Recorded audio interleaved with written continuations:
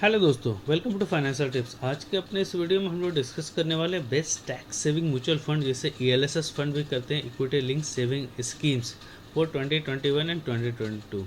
तो इसके बारे में हम लोग कंप्लीट डिस्कशन करेंगे। आगे बढ़ने से पहले अगर आप मेरे चैनल पर पहली बार आए तो सब्सक्राइब करें और बेल आइकन प्रेस करें ताकि लेटेस्ट वीडियो का नोटिफिकेशन आपको मिलता रहे।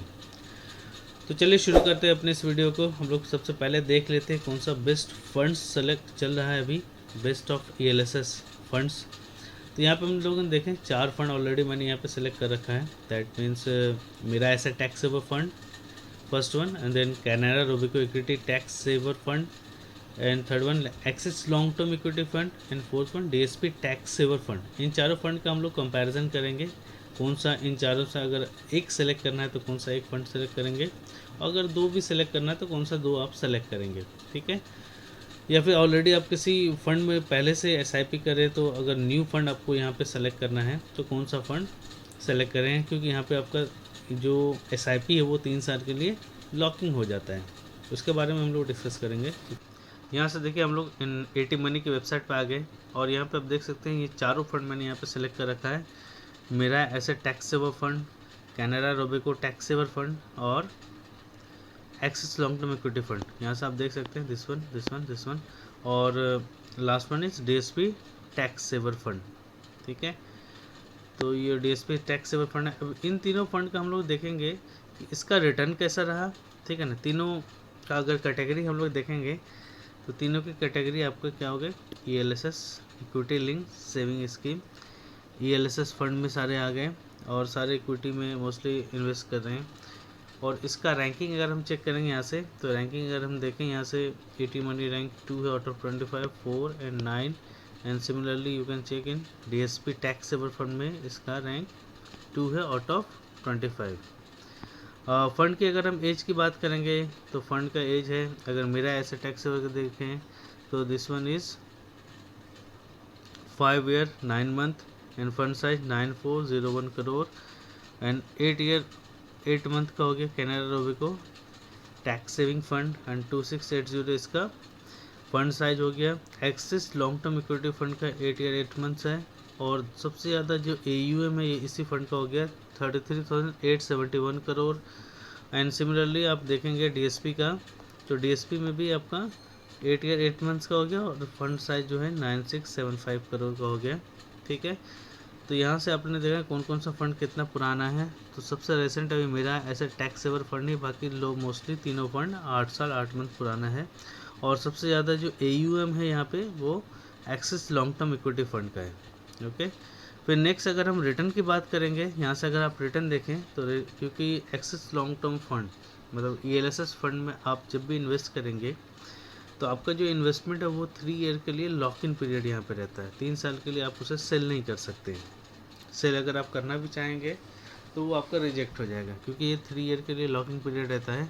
तो इसमें जब भी एसआईपी करेंगे, सबसे इम्पॉर्टेंट चीज़ आप ये समझ लें, जब भी आप एसआईपी करेंगे तो जिस डेट का आपने एसआईपी किया है, जैसे मान लीजिए अभी करंट मंथ सितंबर चल रहा है, तो सितंबर में आपने कोई एसआईपी डाला 15 सितंबर को। ठीक है, तो 15 सितंबर से यहाँ पे ये एसआईपी अगले 3 साल के लिए है ना, 3 ईयर्स के लिए आपका ब्लॉक हो जाएगा। ओके, 3 ईयर्स के लिए यहाँ पे आपका एसआईपी ब्लॉक हो जाएगा। फिर नेक्स्ट एसआईपी, मान लिया नेक्स्ट एसआईपी आपने किया अक्टूबर में, सिमिलरली 15 अक्टूबर 2021 को, तो ये अगले 3 साल के लिए, ठीक है ना, अगले 3 साल के लिए ये भी ब्लॉक हो जाएगा। मतलब ये कहने का जब जब आप एसआईपी डालेंगे, या फिर इस 15 सितंबर 2021 को डाला तो वो एसआईपी जो है अमाउंट अगले 3 साल के लिए लॉकिंग पीरियड हो जाएगा उसका। फिर सिमिलरली आप नेक्स्ट ईयर भी डालें, 15 सितंबर 2022 को डाला तो वो अगले 3 साल के लिए वो एसआईपी आपका लॉकिंग पीरियड रहेगा। ठीक है ना, ऐसा नहीं कि यहाँ पे आपने ओवरऑल इन्वेस्ट कर दिया और अगले 3 साल में निकाल लेंगे, ऐसा कुछ नहीं है। मतलब आपका एसआईपी अगले 3 साल के लिए, हर एक एसआईपी अगले 3 साल के लिए उसमें लॉकिंग पीरियड रहता है। तो ये समझना बहुत ज़रूरी है एलएसएस फंड में, बहुत लोग ये नहीं समझते हैं। ठीक है, तो यहाँ पे अगर हम रिटर्न की बात करेंगे तो हम इसमें लॉन्ग टर्म में देखेंगे 1 ईयर 3 ईयर एंड 5 ईयर का रिटर्न। तो यहाँ पर अगर रिटर्न की बात करें 1 ईयर का अगर हम देखें, मेरा ऐसा टैक्स सेवर में 63.65% है, कैनरा रोबेको में 60.61% है एंड एक्सिस लॉन्ग टर्म में 62.02। आगे बाद में उसका हम देख लेंगे डीएसपी टैक्स सेवर का। और 3 ईयर रिटर्न अगर हम देखें 23.76%, 23.3% एंड 20.3%। And 5 year return 22.86%, 20.4%, 19.11%। और इस तरीके से अगर आप देखेंगे डीएसपी टैक्स सेवर फंड का, तो इसका 1 ईयर का रिटर्न 67.63% है, 3 year return 21.48 and 5 year return is 17.76%। Okay, तो यहाँ से आपने रिटर्न देख लिया। तो तीनों में रिटर्न के कंपैरिजन में भी हम देखें तो 3 ईयर एंड 5 ईयर चेकिंग करेंगे, क्योंकि यहाँ पे 3 साल के लिए हमारा लॉकिंग पीरियड हो जाएगा। तो 3 ईयर एंड 5 ईयर में सबसे जो बेस्ट परफॉर्मेंस रहा है वो मेरा एसेट टैक्स सेवर फंड का ही रहा है, ठीक है ना। तो दिस वन परफॉर्म बेस्ट मेरा asset tax saver fund for 3 year and 5 year. Similarly अगर हम यहाँ से इसका टॉप 3 सेक्टर्स चेक करेंगे और टॉप 5 होल्डिंग्स चेक करेंगे, तो यहाँ से अगर आप देखें इस फंड का मेरा एसेट टैक्स सेवर का फाइनेंशियल में इसने लगा रखा है 34%, टेक्नोलॉजी में 12% एंड ऑटोमोबाइल में 7%।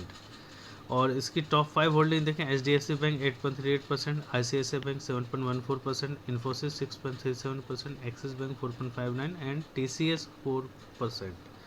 सिमिलरली अगर कैनरा रोबेको का चेक करेंगे फाइनेंशियल्स पे इसने 31.54% लगाया, टेक्नोलॉजी में 14.87% एंड कंस्ट्रक्शन में 6.91%।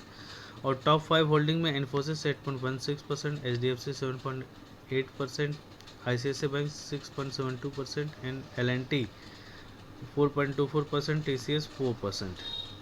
एक्सिस लॉन्ग टर्म का अगर सिमिलरली चेक करेंगे फाइनेंशियल में 33.47%, सर्विसेज में 16.35%, टेक्नोलॉजी में 11.59%। यहाँ पे अगर आप चेक करेंगे होल्डिंग्स, तो थोड़ा हम इस स्लाइड्स को इधर कर देते हैं। तो यहाँ पे अगर टॉप होल्डिंग्स अगर आप चेक करेंगे तो फाइनेंशियल में Bajaj finance 10.64%, TCS 8.33% and Avenue Supermart 8.1%, Info Edge 7.73%, Divi's lab 5.39%। Similarly DSP tax saver का चेक करेंगे तो 36.84% हो गया, फाइनेंशियल में 10.47%, एनर्जी 8.26%। ऐसे इसका top 5 holding ICICI bank 8.82%, Infosys 6.73%, HDFC 6.63%, axis bank में 4.51% है और SBI में 4.24% है। ओके, फिर देन सिमिलरली हम इसका P रेशियो चेक करेंगे। P रेशियो जो यहाँ पे आप देख सकते हैं, सबसे पहला जो ऑप्शन दिखा रहा है आपको ये P रेशियो का है। तो P रेशियो जो अगर आप चेक करेंगे तो 25.37 है, 25.37 मेरा ऐसा टैक्स सेवर का। कैनरा रोबेको का ज़्यादा है P रेशियो 35.45 एंड 47.25 है एक्सिस लॉन्ग टर्म का। और फिर देन यहाँ से हम सेलेक्ट करेंगे तो 20.28 है आपका DSP का, ठीक है। तो यहाँ पे P के कंपैरिजन में DSP का कम है, बट और भी अदर चीज़ हम चेक करेंगे। और ये कितना इन्वेस्ट का P भी अगर हम चेक करेंगे 3.85 आ रहा है आपका मेरा एसेट का, 4.97 कैनरा रोबेको और 7.25 आ रहा है आपका एक्सिस लॉन्ग टर्म, 3.11 आ रहा है DSP टैक्स सेवर का। और इसने इक्विटी में कितना इन्वेस्ट कर रखा है, डेप्थ में कितना कर रखा है, उसको अगर हम चेक करेंगे तो 99.59% आपका इक्विटी में मेरा एसेट ने लग रखा है, डेप्थ इसका 0 है। और सिमिलरली 96.76% कैनरा रोबेको, डेप्थ 0 और इसका 99.1% है Axis long term, depth 0.55% and then 99.22% DSP tax saver fund and depth is 0। Okay, next turnover ratio है, उसको हम लोग देख लेते हैं बाद में। पहले सबसे इम्पॉर्टेंट चीज़ है एक्सपेंस रेशियो किसका सबसे कम है, वो बहुत ज़रूरी है। तो एक्सपेंस रेशियो सबसे कम अगर हम देखें दैट इज मेरा एसेट टैक्स सेवर फंड का है, जो कि 0.46% ही है ओनली। और यहाँ से कैनरा रोबेको का 0.84% है, एक्सिस का देखेंगे 0.79% है। और फिर देन सिमिलरली इसका चेक करेंगे तो DSP का भी सबसे ज़्यादा DSP के यहाँ पे दिख रहा है 0.86%। तो इन कंपैरिजन ऑफ रिटर्न और आप सेलेक्ट करेंगे रिटर्न एंड एक्सपेंस रेशियो, तो फर्स्ट नंबर पे हम रखेंगे किसे, मेरा asset tax saver fund, this one is first one, ठीक है। तो मेरा एसेट टैक्स सेवर फंड को अगर आप रखना चाहें, यहाँ से आप देख लें, इसे फर्स्ट पे रखेंगे और सेकंड पे axis long term equity fund को रखेंगे। यही दो फंड चूज़ करेंगे, उससे ज़्यादा नहीं चूज़ करेंगे हम। तो एक्सिस लॉन्ग टर्म क्योंकि मैंने पहले भी रिकमेंड कर रखा है, अगर आप इसमें ऑलरेडी इन्वेस्टेड हैं तो इसमें कंटिन्यू रखें, और कोई नया फंड आप न्यू फाइनेंशियल ईयर में आप सेलेक्ट करना चाहते हैं तो मेरा asset tax saver fund next आप चूज़ कर सकते हैं, दिस वन फंड, ठीक है। और बाकी आगे इसमें जो अगर हम देखें तो ये जो बेंचमार्क यूज़ करता है, benchmark using Nifty 200 TRI index and SIP आप यहाँ पे 500 कर सकते हैं और लमसम भी 500 का कर सकते हैं। और यहाँ पे अगर आप देखें investment horizon good for medium term, तो सिमिलरली आप इसका चेक करेंगे तो कैनरा रोबेको का इक्विटी टैक्स सेवर फंड, यहाँ पे BSE 100 इंडेक्स यूज़ कर रहा है, यहाँ पे भी same SIP 500 lump sum 500 good for medium term.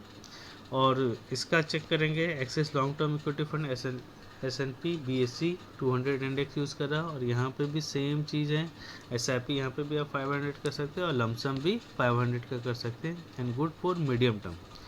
अच्छा, आप यहाँ पे SIP करेंगे या लमसम करेंगे, ये बहुत इंपॉर्टेंट है, तब वहाँ से ही आपका रिटर्न कैलकुलेट होगा, ठीक है। तो इसका बेस्ट मेथड मैंने रिकमेंड कर रखा है, SIP और लमसम दोनों करना चाहिए, और उसका क्या मेथड्स हैं उसको मैंने कम्प्लीटली डिस्कस किया है, तो उस वीडियो का मैं यहाँ पे लिंक दे दूँगा, उसी मेथड से आप यहाँ पे इन्वेस्ट करें, क्योंकि ये बेस्ट मेथड है। यहाँ से आपको रिटर्न अगर CAGR 15% मिल रहा है तो कम से कम 2% ज़्यादा यहाँ पे ज़रूर मिलेगा आपको, ठीक है। तो 17% इन द लॉन्ग रन ये काफ़ी ज़्यादा इफेक्ट करता है, इसके बारे में मैंने बता रखा है। तो आज के लिए इतना ही। यहाँ पे हम लोग सेलेक्ट किया सबसे पहले पे मेरा एसेट टैक्स सेवर फंड, ये नया फंड अगर आप सेलेक्ट करना चाह रहे हैं तो, फिर देन सेकंड पे axis long term equity fund, ठीक है। तो आज के लिए इतना ही, मिलते हैं अपने नेक्स्ट वीडियो में। Thanks for watching financial tips. Video पसंद आए तो लाइक करें, सब्सक्राइब करें और ज़्यादा से ज़्यादा अपने दोस्तों के बीच शेयर करें।